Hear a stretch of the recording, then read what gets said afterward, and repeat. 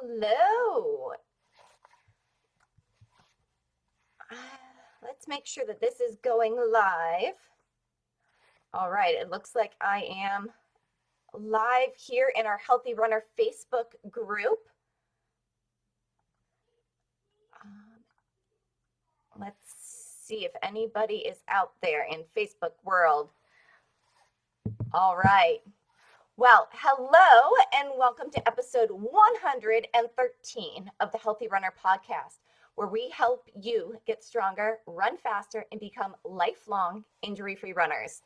I am Coach Whitney from the Healthy Runner coaching team, and I am actually taking over the mic for Dwayne this week to specifically talk about a topic that we hear far too often in our running community, and that is speed. And not feeling like you're fast enough to really consider yourself a true runner. So if you are a beginner runner, if you are a slow runner, or you don't consider yourself to be a true runner, then this podcast episode is for you. In this episode, I'm going to share with you guys some of the things that I've learned over the past 8.5 years since I've been a runner, that I've learned that have kind of taught me to consider myself a runner.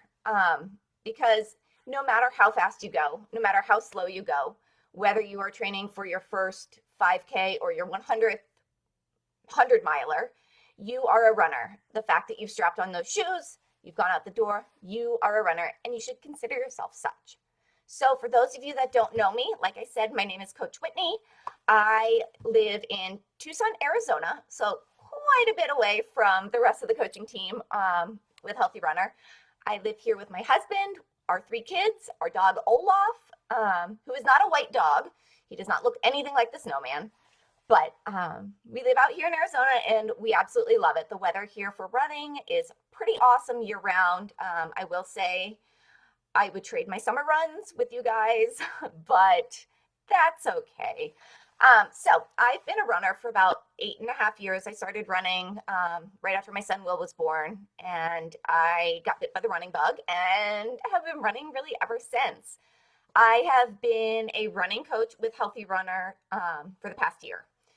I met Dwayne actually when we were taking our RRCA, our Road Runners Club of America run coaching certification. We did it online.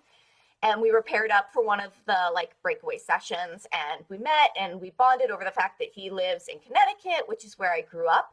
And he's actually only 40-ish minutes from where my parents live now. So this summer, when I take my kids back for a few weeks to get away from the Arizona summer, I'm actually finally, forever later, gonna meet in person the rest of the coaching team. So you guys better be prepared for that, because we're going to have some pretty cool things coming your way, some fun things this summer. And for those of you that might be new to the Healthy Runner podcast, or that are new to our Healthy Runner Facebook group in general and don't know much about me, I am a total gearhead.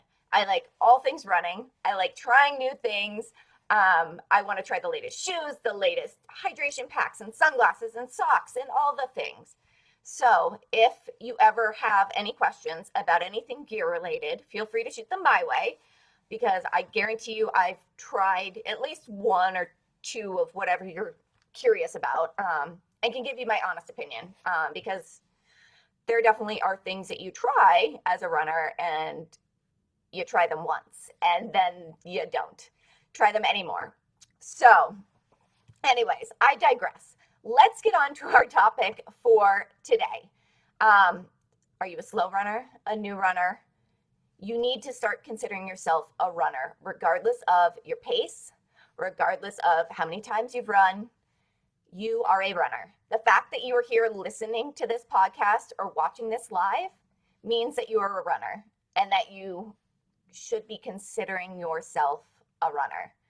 Have you ever met somebody new, at a dinner party, or I don't know, at a school event or something, that asks you what you do in your free time? What an interesting question. So if you're like me, you list the laundry list of things that you do. I like to bake with my girls. I like to have Nerf gun wars with my son and ride bikes. And I really like to shop at Target, but I don't really ever, well, up until recently, I never really mentioned running. It really wasn't until like 2 years ago, really, that I started adding running to my list of hobbies. I never really considered myself a true runner. I thought, I'm slow. I'm by no means an elite athlete. I shouldn't consider myself a runner. Maybe I'm a jogger at best, maybe. But then I started chatting with more runners and more people in the running community, and I realized that it really doesn't matter if you run a 4-minute mile or you run a 16-minute mile. It doesn't matter if you've done one 1-mile run race or you've done 50 ultra marathons. If you are out there, if you are trying to better yourself as a runner or progress the time that you're out there running or the distances, you are a runner. And believe me, you are not alone, guys. We have all had those doubts in our mind that we are not a real runner. Trust me, most of us are not going to be an elite athlete. Very few of us are going to qualify for Boston. Maybe you don't even really want to have all those PRs and hit all those time, not stereotypes, that's not the right word, but you don't necessarily want to be the fastest. You just want to do it for fun. I mean, isn't that why we all started, was for fun? I did. Let me tell you, those runs that I take my son on, which maybe he doesn't always want to go, but he doesn't have a choice. Those are some of the most fun runs that I've ever done. Just listening to him chat about Minecraft, I think that's what it's called, some video game he plays, and learning about all the different, daggers that you need to kill this flying spider thing and all that while we're running, and just connecting with him or with other runners. It's so fun. So maybe you do want to progress and get faster. We're both runners, right? We both strapped on our shoes, laced them up, tied them nice and tight. We put on our gooders. We've got our hydration packs, our handheld waters, and we head out the door. We all are runners. So don't consider yourself anything less. It's really hard, especially in this day and age with all the different social media apps that we have. Strava, Garmin, Facebook, Instagram, TikTok, Snapchat. I don't even know. I'm sure there are other ones I don't even know about. I'm sure my kids could tell me. Not that cool. But you guys, we all compare ourselves to what we see on these social media platforms. And not just in the running aspect. We see these happy family vacation pictures. My family and I just went skiing last weekend. I haven't posted the pictures yet, but you're only seeing the smiling pictures of us on the mountain and in the snow and, dressed in our snow gear. You don't see me screaming at my children to put their shoes on for the 15th time. You don't see me trying to, Jimmy Izzy's snow pants up her body because she won't help me. You only see the happy things. And that's the same when runners post on social media. So don't compare yourself to that finish line photo with a person biting their medal that finished their, PR'd their half marathon or their 5K or whatever it is, because you're only seeing that very small snippet of happiness from that runner. And now I will say, Facebook and Instagram are a little bit less of a comparison for runners. Strava and Garmin is really what sends me down the rabbit hole. I actually had to move Strava off my home screen on my phone to like the back screen because I was going down the rabbit hole. I would wait for my run to load onto Strava, and then I would wait and wait for those kudos or those likes or the comments or whatever. And then while I'm waiting, I'm scrolling and scrolling and scrolling and looking at somebody I used to run with. Oh, she just did a 10-mile run and she went way faster than my last 10-mile run. But we used to run together. Why is she going faster? Maybe I should be faster. Then I keep scrolling and I find someone from high school that just finished her first 5K and totally ran it way faster than me, who's been running for 8 years.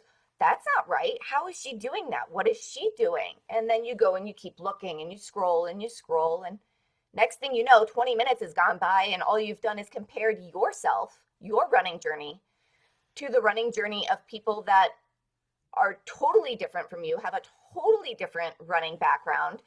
You know, it's a dangerous, slippery slope, that social media.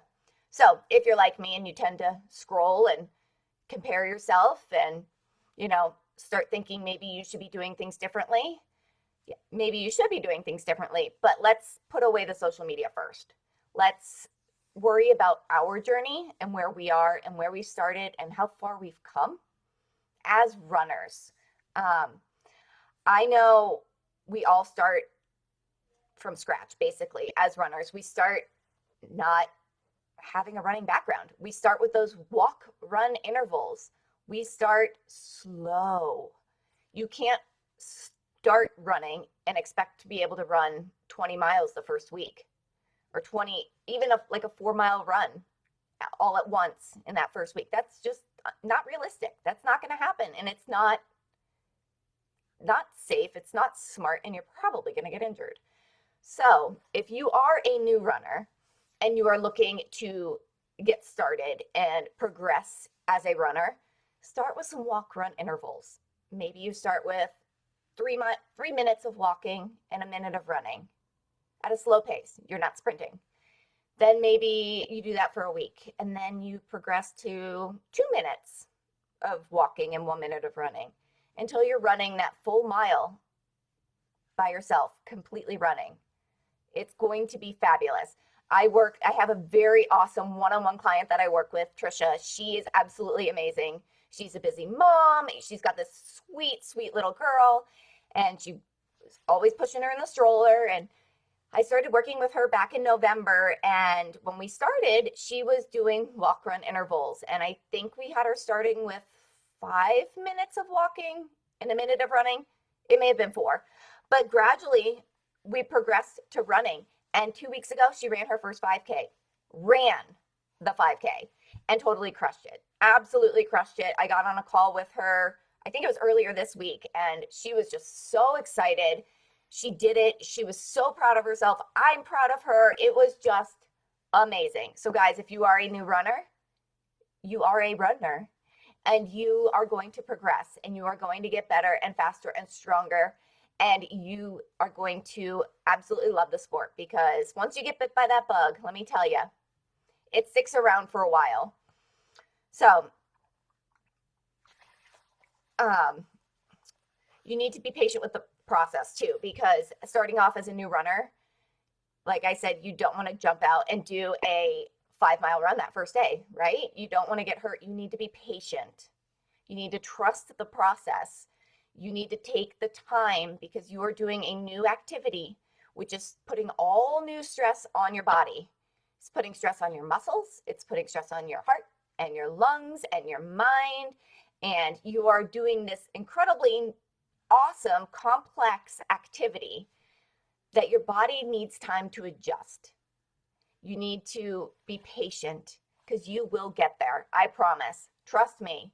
I have come back from a couple injuries myself, and trusting the process of even running for 8.5 years and having to do walk run intervals after coming back from a break is hard. It's hard. You don't want to. You want to just jump right back in.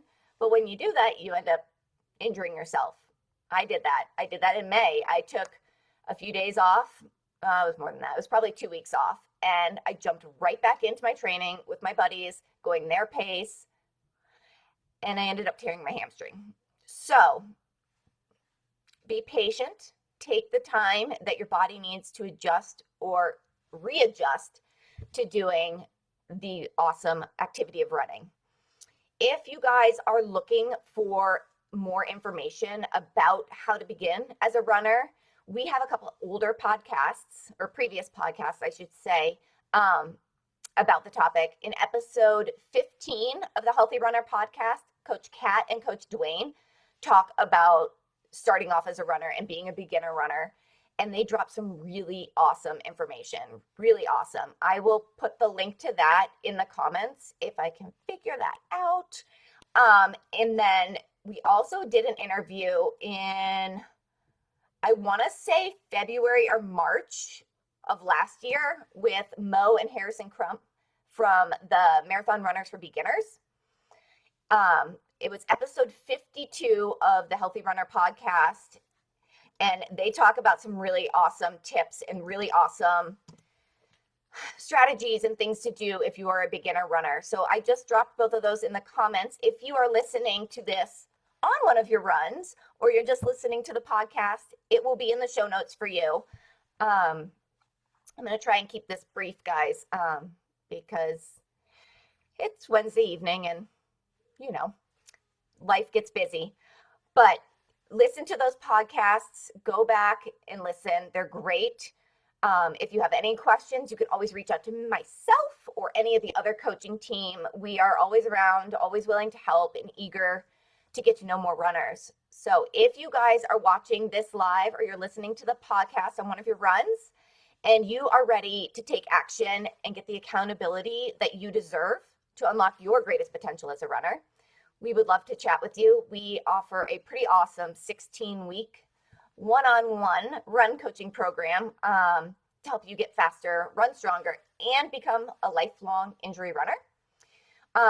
We offer you the support and the structure and the accountability from experts in the health and running industry.